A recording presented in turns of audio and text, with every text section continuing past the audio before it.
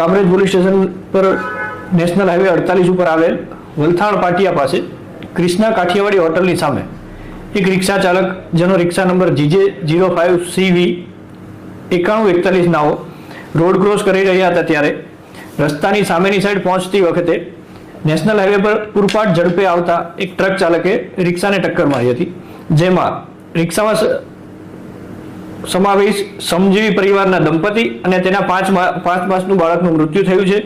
ઉપરોક્ત મરણ જનાર તમામ દાહોદ જિલ્લાના વતની છે અને દાહોદ જિલ્લાના મોટી કુણી ગામના વતની છે અને સુરત ખાતે મજૂરી કામ કરતા આવેલ છે. મરણ જનારના નામ કલ્પેશભાઈ, ઇન્દિરાબેન અને એમનું એક 5 માસનું બાળક છે. અજાણ્યા ટ્રક ચાલક ટક્કર મારીને નાસી ગયેલ છે, જેના વિરુદ્ધ કામરેજ પોલીસ સ્ટેશનમાં IPC કલમ 279 304 અ તેમજ MVA કલમ 177 184 134 મુજબ ગુનો દાખલ કરી તપાસ હાથ ધરવામાં આવેલ છે.